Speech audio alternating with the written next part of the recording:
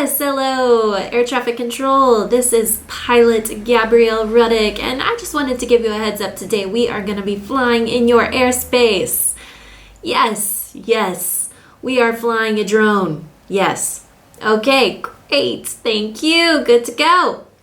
Signing off. Yes, people, there are actual places where you have to ask permission or inform air traffic control that you are going to be flying one of these things.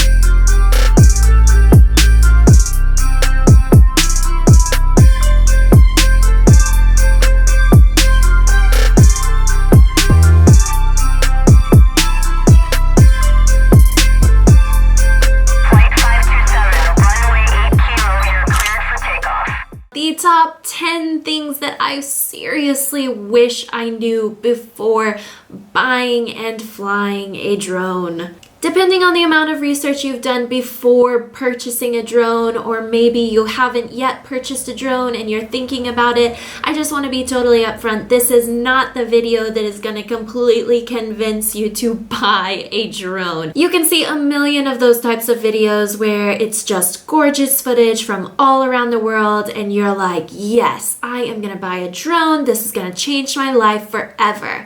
Those are the videos that are going to convince you to buy a drone. And I am not saying don't buy a drone after watching this. I'm just simply putting out the things that I wish I knew before I bought my drone, because maybe it would have impacted my decision to purchase one. So the first thing that I really wish I knew was that there are so many places where you are not allowed to fly, especially in cities and around airports. Now, I know you guys may say, of course you can't fly around airports. Don't you know what happened at London Heathrow? But what you didn't realize is there is a lot of little airports that you don't necessarily know about. I'm not talking just about the public airports. There are tons and tons and tons of little private airports. All of these airports have something called an ATZ, which is an aerodrome traffic zone, and these are restricted areas. You cannot fly in these areas unless you have very special permission from the airport, which is most likely not going to be granted unless, I guess, you're of course working for them. Also around these areas are controlled traffic areas and controlled traffic regions, and these are both areas where you may be able to fly, you may not be able to fly, you may have to ask permission, you may have to ask permission up to a certain amount of height. There's so many factors that go into where you fly. There are also military zones which you may not be aware of. This is where the military practices their loop-de-loops and they fly very close to the ground, and they're actually in areas that are a lot of the times open fields or over water, so you may not necessarily know. These are things that you have to check. On top of all of the aerodrome traffic areas and regions and zones, there are also just general restricted zones, danger zones, prohibited zones. These all mean different things. They mean either you can't fly at a certain height, you can't fly within a certain range, and they all have different reasons why. One more is a HERTA zone, and in case you didn't know, this will interfere with your transmission signal. This is a high intensity radio transmission area, and they will interfere between your remote and your drone. So these are also areas that you're going to want to avoid. Most of these areas are controlled airspace, and there are different levels of controlled airspace. So depending on where you are, it depends on who you're going to need to call, talk to, ask for permission, inform. There's so many different factors. If you have a commercial license or if you are just a hobbyist, you're going to have different restrictions as to how close you can fly to certain things, how close you can fly to objects and people and buildings and congested areas. And just because you're a hobbyist doesn't mean that you don't have to know your regulations. So basically, to sum up, number one, there are lots of places where you can't fly or you're going to have special permission to be able to fly. Number 2 on the list of things that I wish I knew before buying a drone was that it is stressful. Flying a drone is one of the most stressful things I have ever done. It's a really expensive piece of equipment. I have the DJI Mavic Air, this little guy right here, and it was over $1,000 with all of the accessories, especially the ND filters and things like that cost more. So the thought of it dropping out of the sky or flying away or running into something or crashing into the water is really stressful. Really, you need to be calm, you need to find the right headspace and be able to fly your drone with ease. But when you're first learning and you're first practicing, there's nothing else you can do. You have to be in a safe place and get it up in the air and practice around. I suggest flying it in an open field type of area where there's not a lot of things you can crash into. Fun story, this summer I actually flew my drone off of a sailboat, and I'll show you guys that footage now.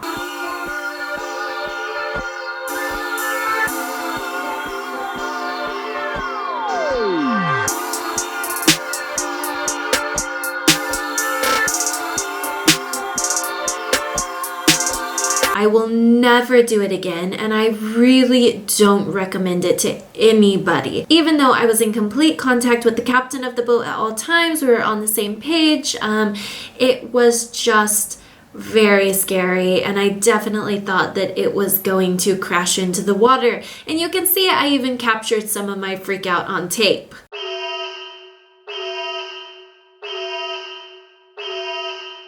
So number 2 is that it's just downright stressful to fly the drone, especially if you have one of the expensive ones, one of the really expensive ones. Number 3 is that in order to make any kind of money flying your drone, you need a permission for commercial operation. This is granted by the government. It's basically like a license, kind of, to say that you are allowed to fly and get paid for it. They don't call it a license, they call it a PFCO, the permission for commercial operation. And this is absolutely necessary. Otherwise, if you're getting paid for your drone footage, it is illegal. If someone hires you to shoot drone footage or to survey something with your drone and they pay you for it, it's illegal if you don't have one of these PFCOs in the UK. That is something that you absolutely need in order to make any money flying your drone. A lot of people buy drones and they think, oh, you know, it'll change my portfolio, it'll change my career. It's not like buying a normal camera. You have to have a special permission to be able to make money using this drone. To get a PFCO is a lot of work and it costs money. I have gone to one of these classes.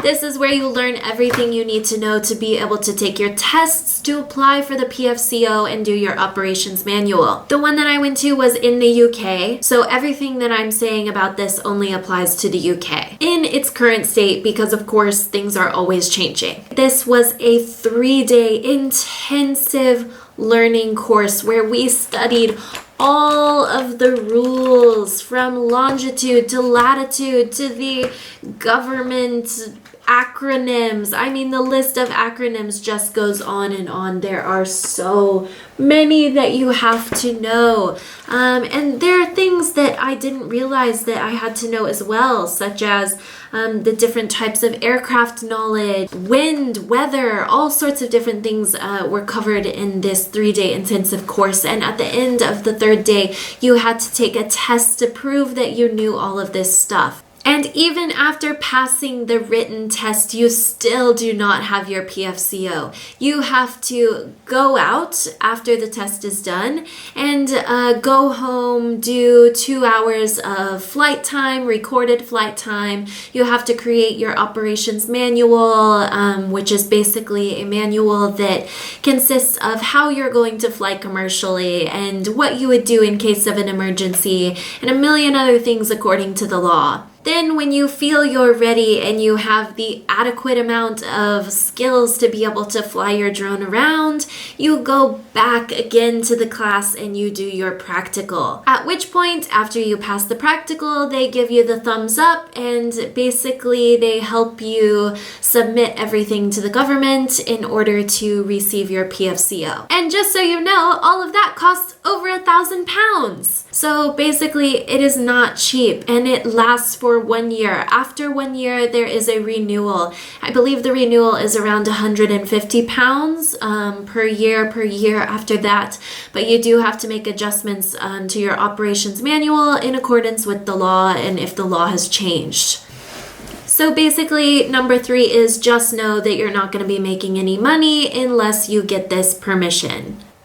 Number 4, they know where you are. Everything is connected to a GPS. Everything is connected to all the airports and the governments. And as soon as you turn this little thing on, they know where you are, they know who you are, and they are tracking you. If you think I'm wrong, well, we're not going to go there today. But when I was doing my class, they definitely told us that the airports are equipped and they can see your drone flying around. So don't think that you're just going to be able to fly around in whatever air traffic control zone you think you can, because you can't. Everyone can see you. Everyone knows where you are. I believe in November, they are going to be changing the law as well so that you have to register your drone. Every single drone in the UK is going to have to be registered, which implies another fee. So basically, that's all I'm going to say about that is that don't break the rules and register your drone and you'll be good. Number 5, you're definitely going to crash your drone at some point or another. Whether you crash it into a brick wall, a beautiful hillside, a seagull comes down and gets it, it sets on fire, God forbid, you are just a bad pilot and you're not checking your batteries, or you crash it into the ocean. I mean, I could really go on and on and on. Like, there are so many ways that you could crash a drone. Especially when you're first starting out, you're already stressed out, you're already freaking out, you don't really know how to work it that well, you don't really know all the rules generally, sometimes you forget things. I mean, it's just inevitable. Everyone that I have talked to that flies drones has crashed a drone before. Number 6, if you haven't already heard, Enrique Iglesias cut his finger massively bad at a concert operating a drone. They can be extremely dangerous. The propellers of drones, especially big drones, can really cut your fingers up.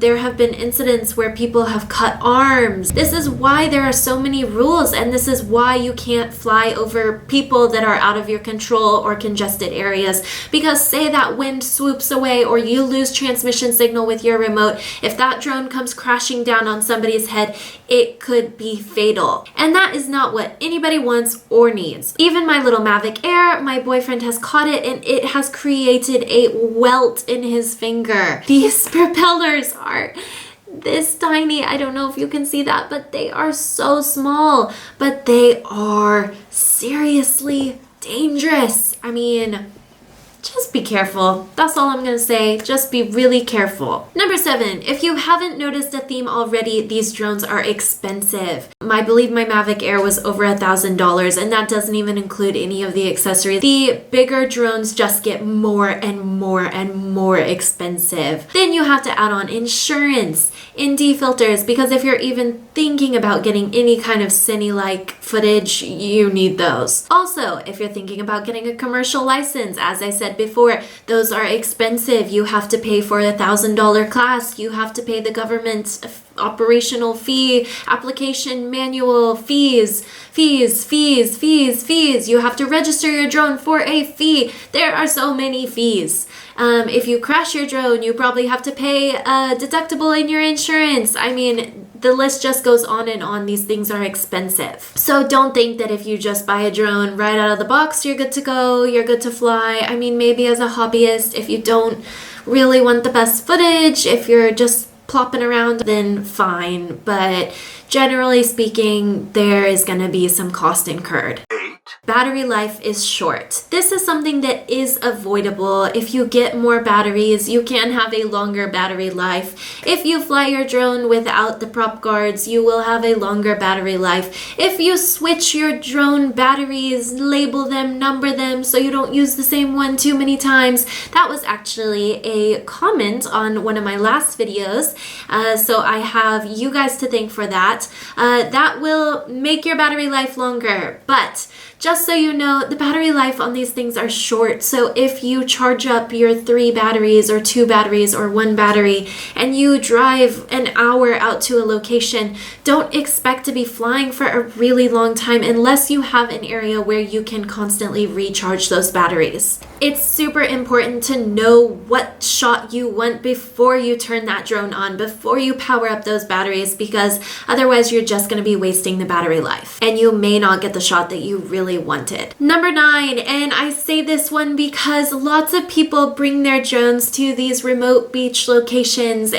or the seaside to get this beautiful footage. Beware of the birds. Caw-caw, caw-caw. They are everywhere, and the seagulls especially are vicious. They will come after your drone if it is the last thing they do. They will swoop in, they will swoop around, they will swoop under, and you think your drone is going down, and it very well may. So be careful of the birds. Steer clear of the birds. If you see them coming, go the other direction. Anything you can to avoid those birds, especially the seagulls and the territorial birds. Just be aware of them. They will take out your drone quicker than you can even see them. So have a spotter, have somebody looking out for birds. Just be aware of them. Number 10, on a little bit more of a serious note, this is my last and final thing that I wish I knew. Thank goodness I've done a lot of research since getting a drone. I've gone to my PFCO classes, so I've done a lot of learning since buying a drone.